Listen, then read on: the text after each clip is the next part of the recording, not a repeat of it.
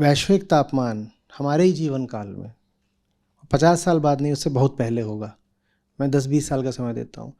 अगर 4-5 डिग्री औसतन अभी जितना उससे ऊपर है तो उससे क्या क्या होगा आप सोचो। बात ये नहीं है कि मैं, मेरा पड़ोसी, मेरा देश, मेरा धर्म, मेरे स्वार्थ, मेरा सरोकार, इसका क्या होना है, मेरा घर, इसका क्या होना है। हम समझ रहे हैं क्या बात कर, हम कह रहे हैं ग्रह, इस पूरे ग्रह पर ही क्या बचेगा आप बताओ तो। और आप बच भी गए क्योंकि आपके पास ताकत है, पैसा, सामर्थ्य है, घर है, एयर कंडीशनर है। तो आपने सोचा कि सबसे ज़्यादा मरेगा कौन? इंसानों में भी वो मरेगा जो सबसे गरीब है, और वो इतनी तादाद में मरेंगे कि लाशें गिनना मुश्किल है। और जो गरीबों में गरीब होते हैं, हमारे पशु पक्षी, उनका क्या बोलें, वो मरेंगे नहीं, वो विलुप्त, हमेशा के लिए एक्सटिंक्ट। ये बात है, और ये हम अपनी आंखों से देखने जा रहे हैं, और हम इस बारे में ना सोचते ना कुछ करते। हवा महल हम बनाते रहते हैं कि ये वो फलानी बात। एक था वो बोला कि बड़ी बढ़िया बात है, फलानी मेरी नौकरी लग गई, 4-5 साल उसने कोशिश की, लग गई। मैंने कहा क्या बात है, क्यों इतने खुश किस बात पर? उसने कई बातें बताई जिसमें एक महत्वपूर्ण चीज़ थी पेंशन। मैंने कहा तू बचेगा तब तक पेंशन लेने के लिए, पेंशन देने वाले बचेंगे, ये व्यवस्था बचेगी, तुम किस गलतफहमी में हो? उसकी जो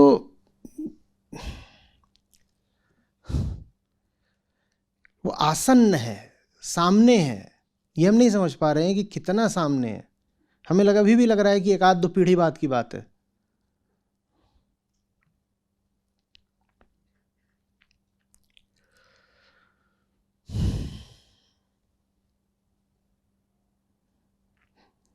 अभी मालदीव के साथ हुआ, अब वो एक तरह का ब्लैक ह्यूमर हो गया। तो एक मेरे बैच के लोग वो सब बात कर रहे थे, मालदीव ने बड़ा बुरा करा, ऐसा बोल दिया, वैसा बोल दिया, चीन की तरफ जा रहा है, हमें इनका ये कर देना चाहिए, हमें उनका वो कर देना चाहिए। मैं आमतौर पे कुछ बोलता नहीं हूँ, पर इस किस्म की वहाँ नादानी बिखरी हुई थी मालदीव को लेकर। मैंने कहा बेटा, ये जो मालदीव है ना, इसका जो सबसे ऊंचा बिंदु है इन सारे ग्रुप ऑफ आइलैंड्स है, वो उसमें जो सबसे ऊंची जगह है वो भी समुद्र तल से इतनी सी ऊंची है बस। हाँ, इतनी सी है। बोल रहे तुम क्या उनके पीछे पड़े हो, वो बेचारे तो खुद ही नहीं बचने वाले। जरा सा जल स्तर उठेगा और कुछ भी नहीं बचेगा मालदीव में, वो इतनी भयानक नाजुक हालत में है। और तुम क्या ऐसे, जो लोग खुद ही एक मरणासन्न स्थिति में है, तुम क्या उनके पीछे पड़ रहे हो? पर शायद वो लोग भी नहीं समझते हो किस हालत में है, ना आप समझ रहे हो किस हालत में है। जैसे आप बोलते हो ना कि आपसे कोई पूछे आपके देश का सबसे ऊंचा क्या बिंदु है, तो आप किसी पहाड़ की चोटी पे चले जाओगे, है ना, आप बोलोगे 8,000 फीट। यही हम करते हैं ना। मालदीव में जो सबसे ऊंची जगह है, ये अगर समुद्र तल है इतना कुछ इंच ऊपर, सिर्फ कुछ, ये सबसे ऊंची जगह, बताओ वहां क्या बचने वाला है? ये हमारे चेन्नई और ये हमारा मुंबई, हमें समझ में ही नहीं आ रही बात।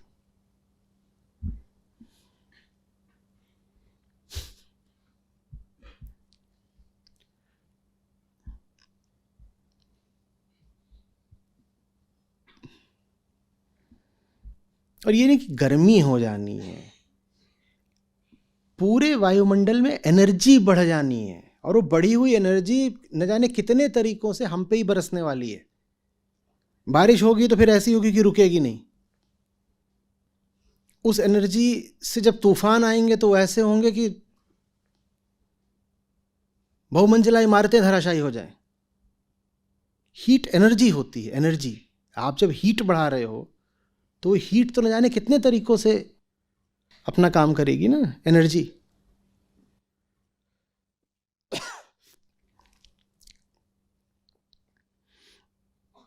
और जो जिनको नहीं समझ में आती हो गंभीर बातें, उनसे बोलता हूँ, क्रिकेट का खेल समाप्त हो जाएगा क्योंकि वो इंडोर नहीं खेला जा सकता। टेनिस आदि बचे रहेंगे, बैडमिंटन बचा रहेगा, टीटी बचा रहेगा, स्विमिंग ये फिर भी बच जाएंगे क्योंकि इंडोर हो सकते हैं। क्रिकेट नहीं हो सकता, खासकर टेस्ट क्रिकेट समाप्त हो जाएगा।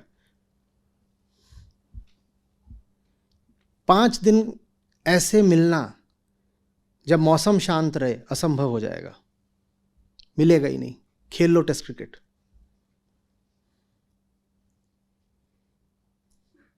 और ये एकदम ट्रिविया बता रहा हूँ, ये कोई सबसे गंभीर बात नहीं, ये ट्रिविया है क्लाइमेट चेंज के बारे में।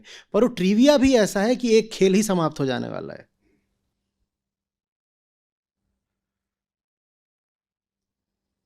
या आपकी बिजली की ट्रांसमिशन लाइन से ही काम करना बंद कर देंगी, या आपके एयर कंडीशनर सारे काम करना बंद कर देंगे। आपकी गाड़ियां खड़ी हैं, आप उनमें घुस नहीं सकते। गाड़ी खड़ी है पर आप कहीं जा नहीं सकते, आप घुस ही नहीं सकते उसमें, आप उसके पास ही नहीं पहुंच सकते। वो अभी गाड़ी नहीं है, वो क्या बन गई है, 50-52 डिग्री। और गाड़ी के अंदर फिर अलग होता है ग्रीन हाउस इफेक्ट। अच्छा, मौसम बदलता है तो बीमार पड़ते हो ना आप। जो तापमान बढ़ेगा वो अधिकांशतः दिन का बढ़ेगा, रात का नहीं। तो हर दिन ऐसा होगा जैसे मौसम बदल रहा है। 3 बजे आप ऐसे हो रहे होगे कि एसी भी काम नहीं कर रहा है, और 9 बजते बजते ठंड सी आ गई है, आप रोज बीमार पड़ोगे। कितने ही सारे ऐसे बैक्टीरिया हैं और वायरस हैं जिनको हम जानते ही नहीं, क्योंकि वो डॉर्मेंट पड़े हैं, क्योंकि उनको उतना तापमान नहीं मिल रहा है जिस तापमान पे वो एक्टिव हो सकें। ये तापमान बढ़ते ही वो सक्रिय हो जाएंगे, और हम उनको जानते नहीं। हमने उनके खिलाफ कोई दवाई आज तक बनाई ही नहीं है। हमारे पास उनके विरुद्ध ना इम्यूनिटी है, ना वैक्सीन, ना दवाई। ये सब सक्रिय हो जाने हैं। एक कोविड नहीं, 1000 कोविड बरसने हैं।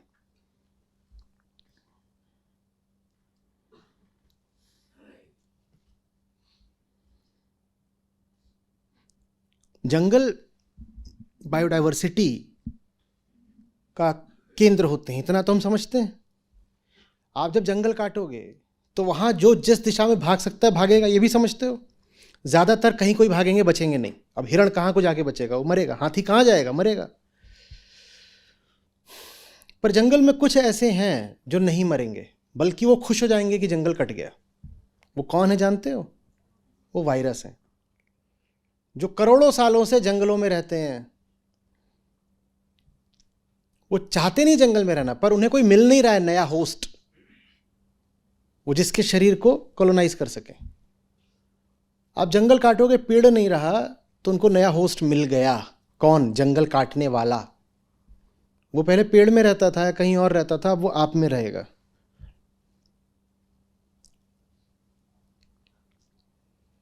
जो नोवेल कोरोना वायरस था वो भी ऐसे ही आया था।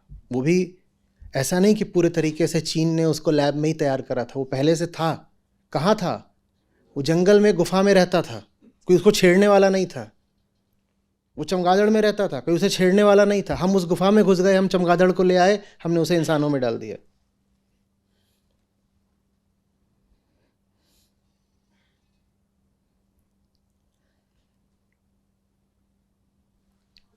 और जो पुराने पुराने जो अभी वायरस विलुप्त हो चुके हैं वो भी वो बिल्कुल वापस आएंगे, क्योंकि वायरस जो है वो स्ट्रिक्टली एक लिविंग ऑर्गेनिज्म नहीं होता है। वो 50-50 जैसा होता है, केमिकल मान सकते हो उसको आधा। तो वो कोई भी लिविंग चीज़ जो होती है ना, उसकी एक उम्र होती है, उस उम्र के बाद वो मर जाती है। वायरस स्टोर हो सकता है एक केमिकल की तरह, करोड़ों सालों तक स्टोर्ड रह सकता है। वो स्टोर्ड हैं ग्लेशियर्स के नीचे और बहुत और जगहों पर। बर्फ पिघलेगी, वो सब वहां से निकल निकल के आएंगे। वो स्टोर्ड पड़े हुए हैं वहां पर, और वहां कभी बर्फ पिघली नहीं थी तो कभी बाहर आए नहीं थे। वो चुपचाप वहां पड़े हुए थे, डॉर्मेंट। अब आएंगे। एक वायरस ने पूरी दुनिया हिला दी 2 साल तक। ऐसे कितने निकलने हैं और हमारी करतूतों से फिर कर लेना भोग विलास कि खुशी मना रहे हैं, हम तो कंजम्पशन के लिए ही पैदा हुए हैं।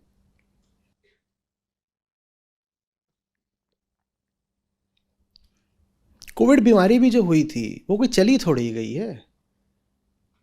आपके वायरल लोड अब नहीं है, पर बीमारी है। ये 2 अलग अलग बातें होती हैं। जिस किसी को भी एक बार हुआ था उसको कम से कम 5-10% संभावना है कि वो अभी भी बीमार है, पर वो ऐसे तरीकों से बीमार है कि बीमारी पता नहीं चल रही है। दिल पर प्रभाव पड़ रहा है उसका कई और तरीके से। कुछ प्रभाव वायरस का बचा हुआ है, कुछ प्रभाव उस वैक्सीन का भी बचा हुआ है। इन दोनों का ही प्रभाव बचा हुआ है।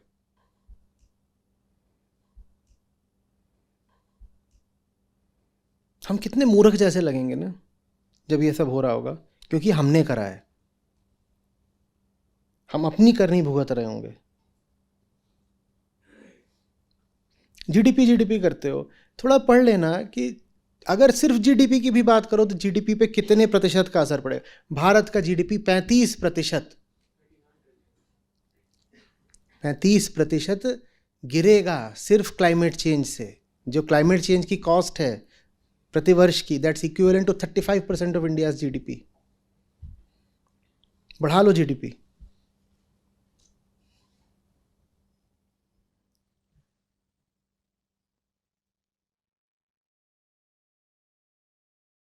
आपके सिस्टम्स बने ही नहीं हैं इतनी एनर्जी झेलने के लिए। न तो शरीर के सिस्टम्स, न समाज के सिस्टम्स, न आपकी जो टेक्नोलॉजी के सिस्टम्स हैं, कुछ भी नहीं बना इतनी गर्मी झेलने को।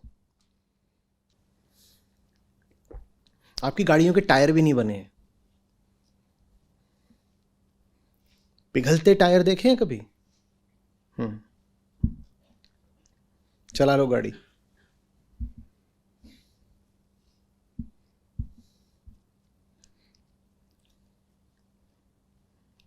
ये जो एक्सप्रेसवे है सीमेंट से बना है, इस पर दुर्घटनाओं का एक बड़ा कारण ये होता है कि टायर फट जाता है। वो टायर क्यों फट जाता है? हीट से। क्योंकि वो टायर बना नहीं है सीमेंट की सरफेस पर ज़्यादा देर के लिए उतनी गति झेलने को। एक्सप्रेसवे पर ज़्यादा देर तक आप एक हाई स्पीड सस्टेन कर पाते हो, टायर फट जाता है। ये काम करती है हीट।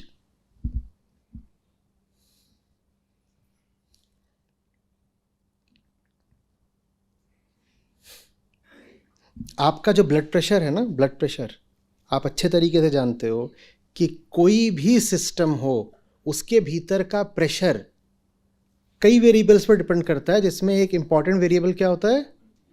टेम्परेचर। PV = nRT, इतना तो याद होगा, बहुत पुरानी बात। टेम्परेचर बदलेगा तो प्रेशर उतना ही रहेगा।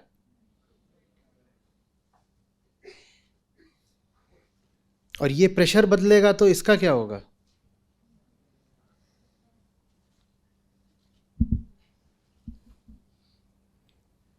आपको पता है आपकी आंख के भीतर भी प्रेशर होता है, आप जानते हो? और आंख का प्रेशर भी अगर बढ़ जाए तो बीमारियां होती हैं। ये प्रेशर भी टेम्परेचर डिपेंडेंट होता है। थोड़ा बहुत टेम्परेचर बढ़ गया, थोड़ी देर को बढ़ गया, फर्क नहीं पड़ता।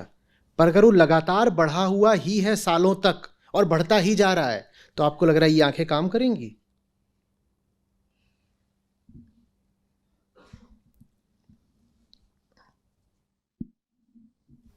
और ठंडे देशों में इस चीज़ का उतना फ़र्क नहीं पड़ेगा।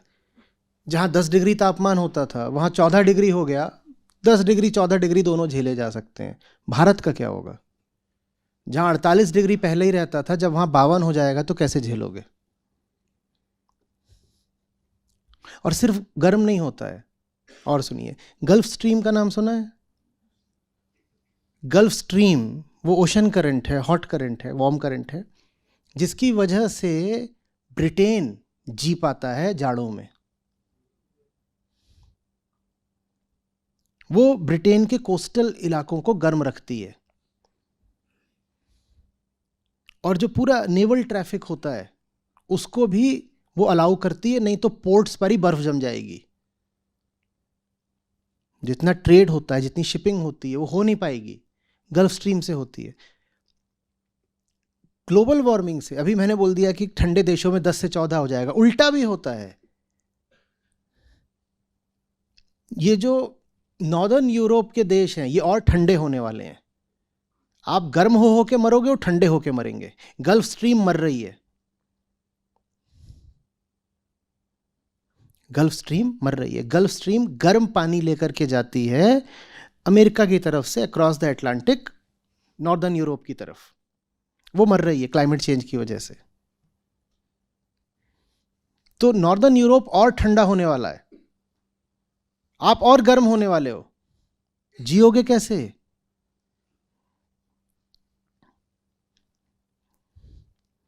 बहुत साधारण से आंकड़े होते हैं, भरतपुर यहां पास में ही है। हर साल माइग्रेटरी बर्ड्स की संख्या में क्या हो रहा है, थोड़ा पढ़िए तो सही।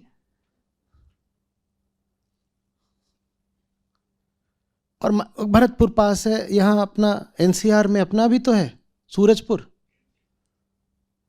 पढ़िए कि वहां क्या बचा।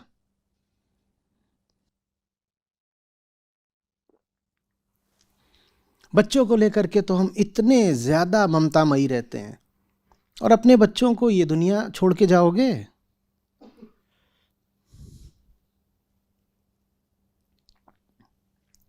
आप चले जाओगे, वो बच्चा वो कहेगा मुझे क्यों पैदा कराए, जवाब मांगेगा भाई। और दुनिया भर के बच्चों के प्रति हम जवाबदेह हैं, दुनिया भर के बच्चों के प्रति, तो हमें कुछ करना होगा।